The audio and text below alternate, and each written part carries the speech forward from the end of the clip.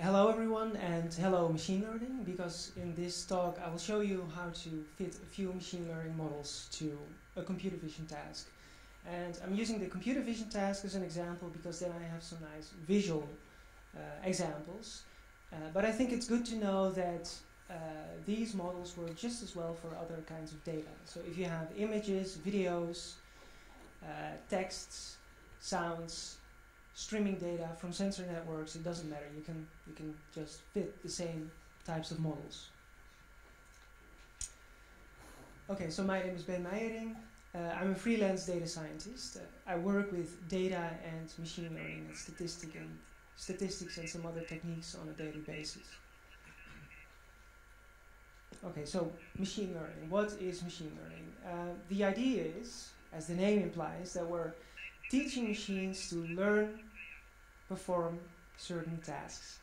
So we're not going to teach them how to perform a task, because then we would need to teach machines for every new task how to perform those tasks, and we would want them to learn themselves. And this also explains the why. Like, why would you start investing in machine learning? That's because it's much more scalable than specific hand-engineered solutions.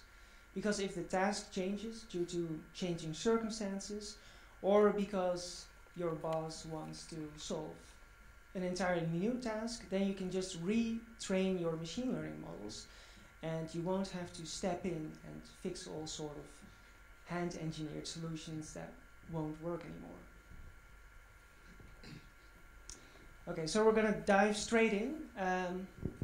The example that I'm showing you is a computer vision task. We have a whole bunch of digits. It's handwritten digits. It's 0, 1, 2, 3, all the way up to 9. And the task is to classify these images appropriately. So if we present our machine learning model with an image of a digit 0, we want this machine learning model to say, I'm seeing the digit 0.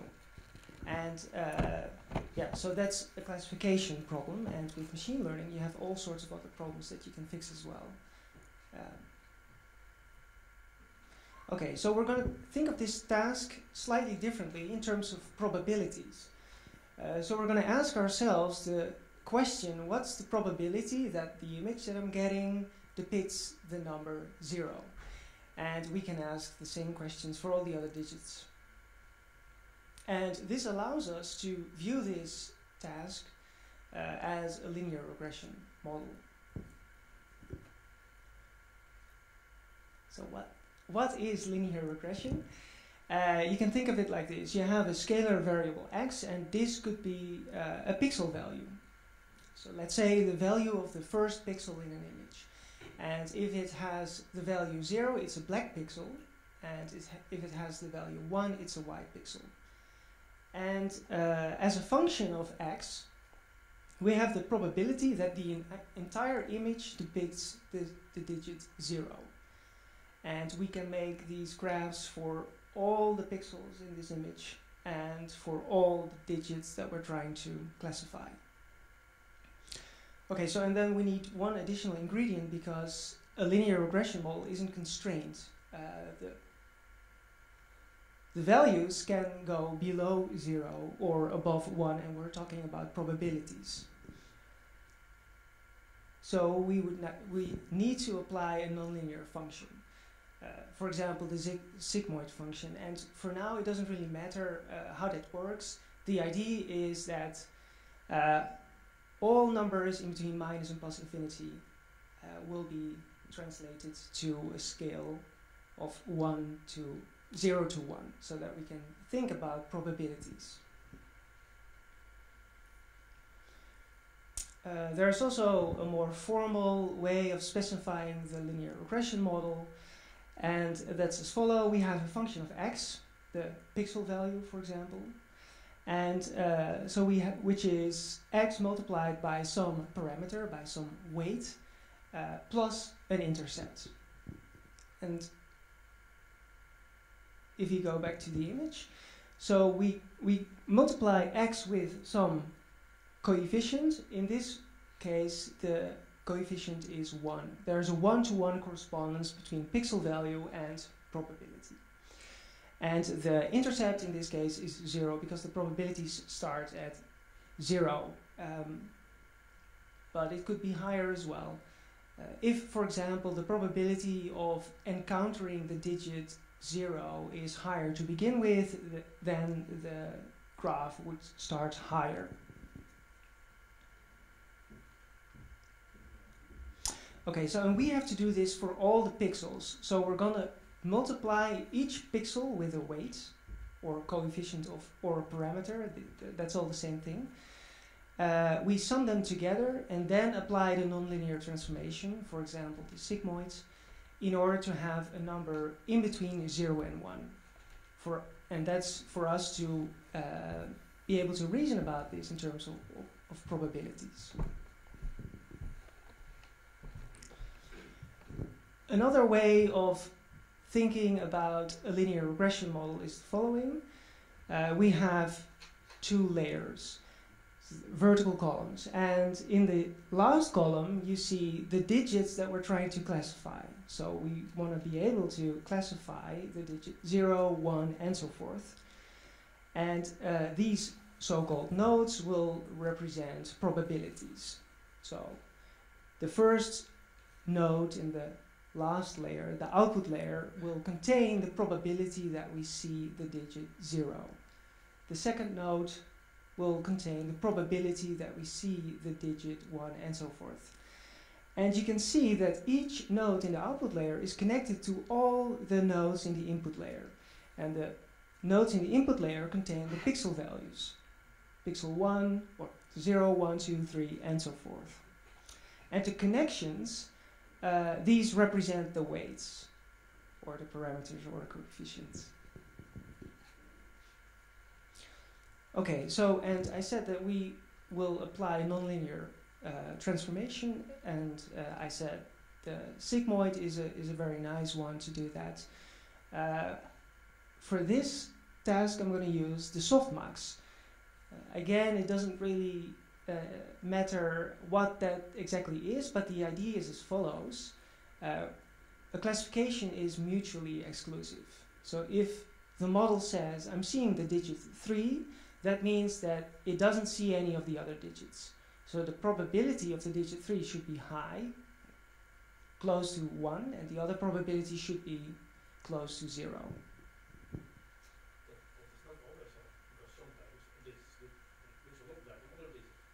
That's correct. Yes. So this is an additional constraint that we force upon the model. Indeed, it could be the case that so if you're labeling images, you wanna have certain tags, and you allow for an image to have more than one tag. You don't need this constraint. Like multiple nodes can have high probabilities, but in this particular case, we want to have like one node with a high probability.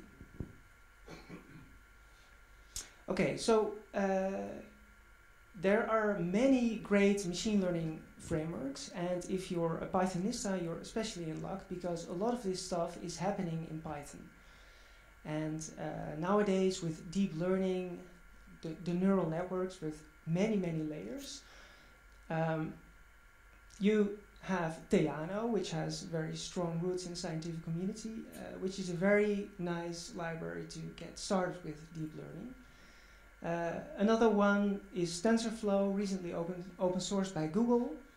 This is also a great library. It's great for doing rapid prototyping, research and development, but you can just as well run the same machine learning models in production, which Google does as well. So in a lot of user-facing products, Google products, there's machine learning involved, and they run this on top of TensorFlow. And then there's a whole bunch of machine learning frameworks that build on top of Theano and TensorFlow and a few other machine learning frameworks. And one of those is Keras, and I'm going to use Keras. And the nice thing of Keras is that it provides a unified API to both Theano and TensorFlow. So you build your network, your machine learning model once, And then you can switch between either Theano or TensorFlow, which is great because both libraries really have their own strengths. Okay, so now I'll show you some code. We have a sequential model, meaning that we have an input layer, pixel values, and it's connected to an output layer, like the classes that we're trying to predict. It's sequential because the one layer is connected to the other. And later we're going to build up to neural networks, and then we do the same thing. We connect one layer with the next, and so forth. And then I'm going to specify just one layer. It's the output layer. It has 10 classes because we have 10 digits. It's dense because every output node is connected to all input values, all pixels. And the input layer is defined here implicitly. We say that the input dimension is 28 by 28 pixels. So 784 pixels in total. And we're going to apply a nonlinear function. It's like the so-called activation function, which in this case is the softbox. And then we're going to compile the model. So there's a lot of stuff there that I'll touch upon later. The one thing that you need to know is that by calling this function, everything will be compiled back down to GPU instructions, which is really great because on the GPU your model will be 30 times or more faster than on a CPU. So even though we're writing so-called recipes, like we define our neural networks or linear regression models in a high-level language, you still get all the optimizations that run on the GPU, which is great. Okay, so now we get to the training part of machine learning, which is basically it's the most important phase in machine learning. It's also a very tricky one. Because what I haven't told you yet is that the weights are very important. We're multiplying pixels with weights. We sum them up together and apply nonlinear transformation. And we want these probabilities that we end up with, we want these probabilities to be correct, to be as accurate as possible. And the only way to get this working is with the correct or the best possible set of weights. So that's what we're learning. And so how do we do this? We do this by giving a machine learning model one example after another, and the machine learning model can learn from these examples. And that goes as follows.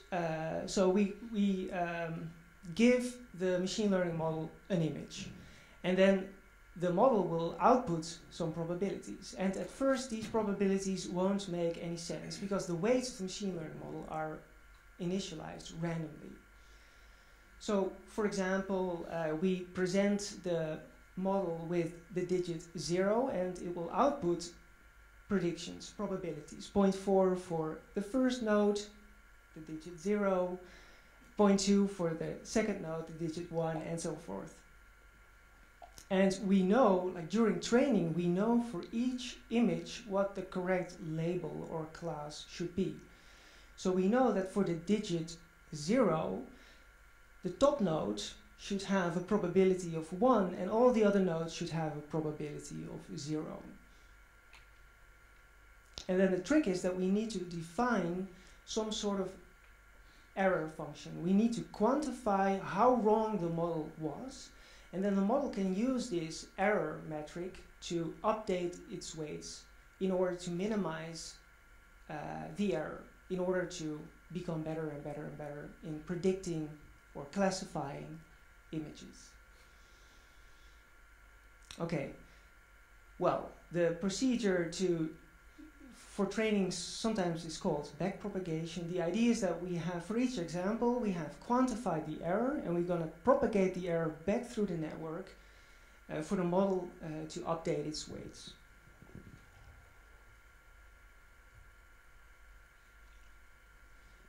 Well, fitting or training a model is as easy as calling the fit function, and we have to provide the fit function with the pixel values. So in this case we have 60,000 example images. So that's the thing with machine learning. You need to have a lot of examples. We have the correct answers, one hot encoded, meaning that like each answer is a list of zeros with 1, 1.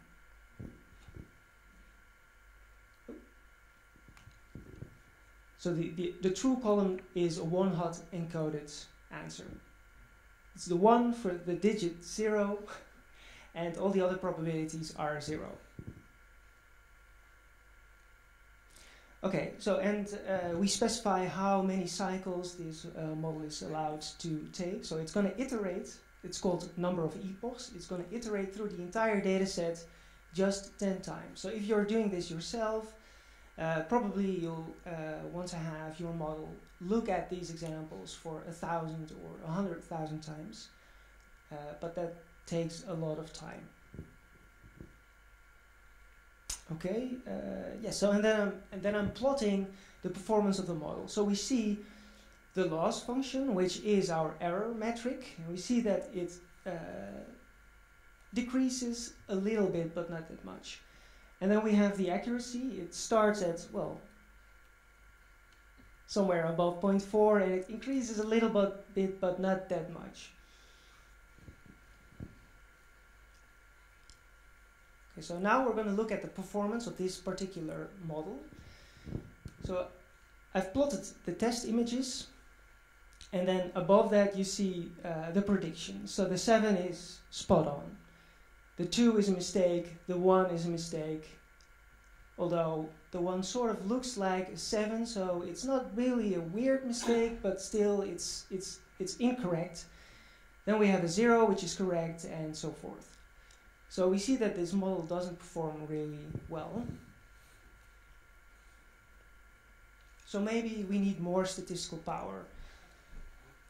And I say that because, well,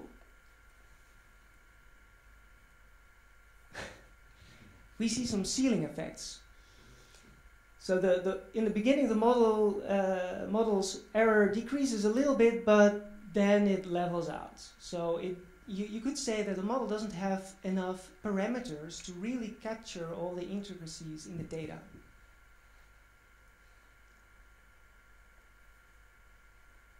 Okay, so what we're going to do is we're going to stack one linear regression model on top of another one. So it's stacking basic building blocks, but getting to something as complex as a neural network. So we have the input layer, the output layer, and we have a hidden, so-called hidden layer in between. And each node in the hidden layer is connected to all nodes in the input layer. So each node in the hidden layer has a connection with all the pixel values. So best case scenario, this network learns to capture all sorts of different features that are present, features or characteristics that are present in the input data and which are needed to be able to make distinctions, classifications. I'm seeing the digit 0, 1, 2, 3, and so forth. Okay, so constructing this model is fairly or relatively easy. It's very similar to the linear regression model. We have, at the end, we have the dense layer of 10 nodes. It's the same 10 classes, all the digits.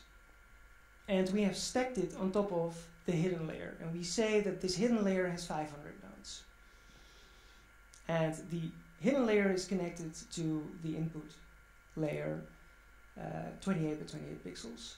And instead of the softmax activation function, or instead of the sigmoid, we're going to apply the hyperbolic tangent activation function. It's very similar to sigmoid, but it has a larger range. Instead of 0 to 1, it has -1 to 1. Okay, then we're going to compile the model, we're going to fit it, and then we look at the performance. And we see that this model does much, much better. So we have accuracy all the way up to somewhere in the 90%, and a loss which, well, an error that decreases to somewhere around, well, it's a little bit above 0.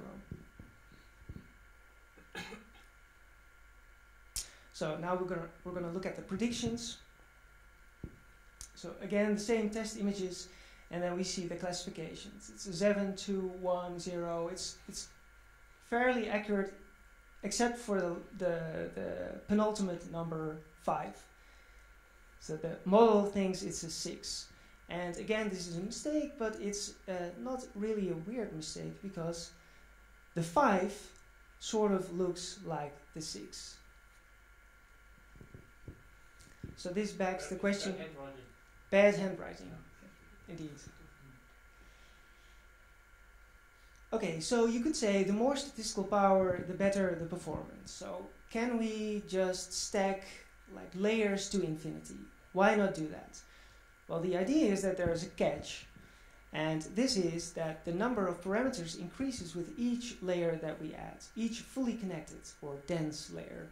So at some point the model will not fit in the memory of the GPU anymore, and that really sucks, because then we would need to fit this model on a single or a few CPUs, and this will take much, much longer. So there's a trick, and this trick is inspired by how the brain works, or at least the visual cortex. Neurons in our cortex, visual cortex, are not connected to every other neuron in our visual cortex. It's connected to a few. And this group is called a receptive field, and this receptive field is susceptible to very specific features. We have a receptive field for the horizontal line, a vertical line, and a whole bunch of receptive fields for lines in orientations in between horizontal and vertical. And we can do that as well in a so-called convolutional neural network. And I will explain why this is called convolutional. But if you look at the image, we see that the first hidden node is connected to just 3 pixel values instead of all pixel values. So you could say that the first 3 pixel values, P0, P1, P2, are the receptive fields of the first hidden node. And this is true for all the other nodes as well. So we have much fewer connections, much fewer weights, and we can even reduce the number of weights further if we're going to share weights. So we're going to say that the first, second, and third input connections to the first hidden node are shared with, I have a pointer. This connection, the first, second, and third to this node, we're going to share these weights with the first, second, and third connections to this node. And we're going to do that for all the nodes in a hidden layer. So instead of having 784 times 500 weights, we just have 3 weights, which is significantly smaller. Okay. So now we're going to specify our model. It's a bit spread out, but it's very similar to the regression model and the neural network model. So we're going to start with a convolutional 2D layer. So instead of a one-dimensional, like 3 consecutive pixel receptive fields, we're going to have patches, 2-dimensional patches of 5 by 5 pixels. And these patches slide across the image, and you can do this in parallel. But the idea is that for a patch, you're going to multiply the weights in that patch with the underlying pixels. And you're going to do this like step by step. And that's called convolution. Then we have another trick which is called max pooling. So we're going to look at smaller patches of 2 by 2 pixels, and we're going to take the maximum and leave the rest out. So it's another trick to reduce the number of parameters. We apply the activation function. We do, again, convolutional max pooling activation. Then we're going to do some other tricks. And then we'll end up with the dense layer, 10 nodes for the 10 digits that we're trying to classify. And we apply the softmax. Okay, the rest is the same. So we're going to compile the model and we're going to fit the model.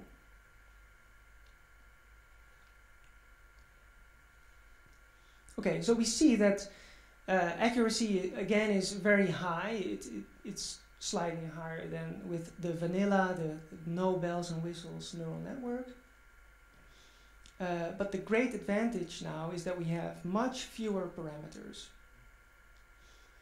So if we have a more complicated task, we have images which are like a few hundred by a few hundred pixels. We're not going to do digit classification, but we're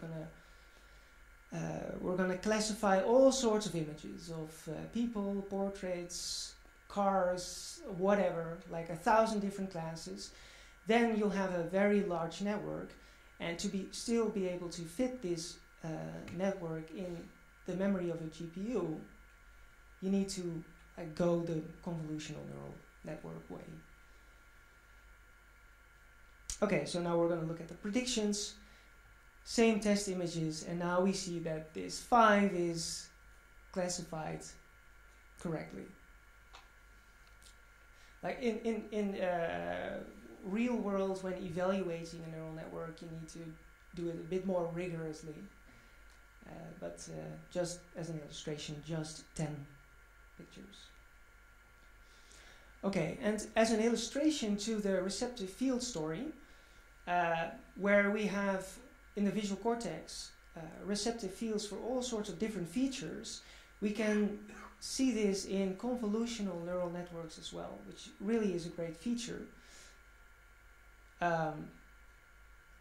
So we have one image, the 7, and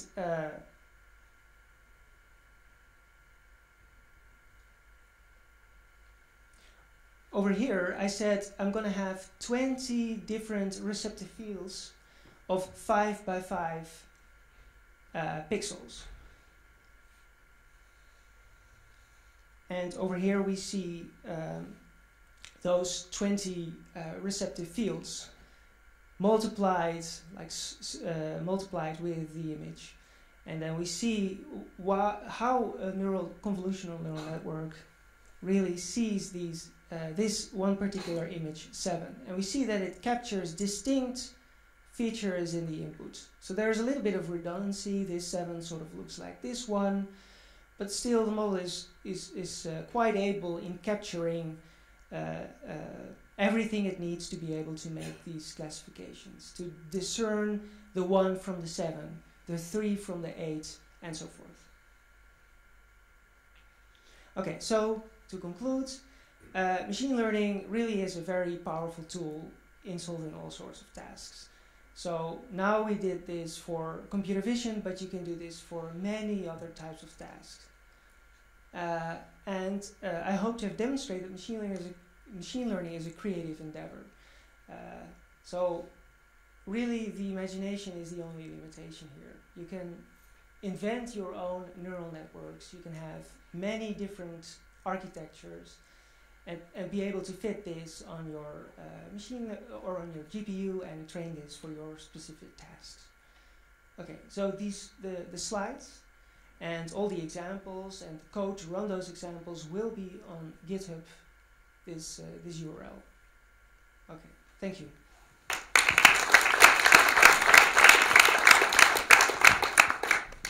We still have a bit of time for some questions. Yes, there was.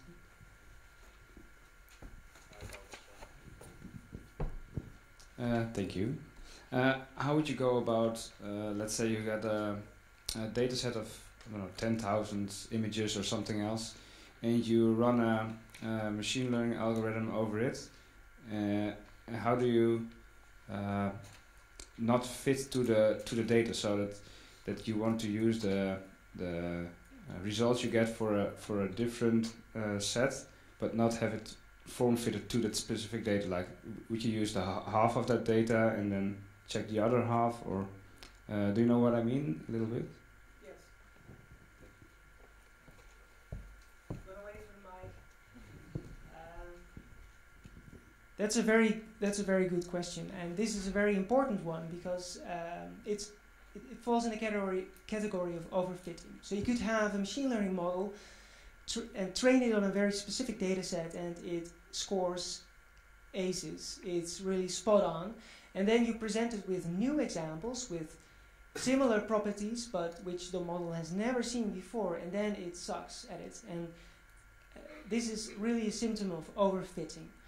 And there are many tricks to deal with overfitting, and one of them is, for example, splitting the data set. So you're going to use half or a bit more, train the model on that half, and then evaluate it on the second half, which the model hasn't seen before, and then use that as a evaluation metric. So if the model doesn't perform well, you can tinker with the architecture a bit, add some layers or throw layers away, add nodes, all sorts of things, and then re-evaluate. And then if you have the idea that the model works well, you can use it in real life and present it with new examples. Another great trick, and it's one of my favorites, is called dropout.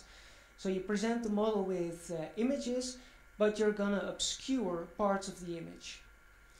And that way the model has to discover some additional correlations between properties within the image. And it doesn't see everything, so it has a harder time of really getting to know the data too well. And that's another trick to deal with overfitting. Thank you, Ben. There will be more time to ask Ben questions in the next 15 minutes when we can also go to other rooms. And I wish to thank you, Ben, and good discussion.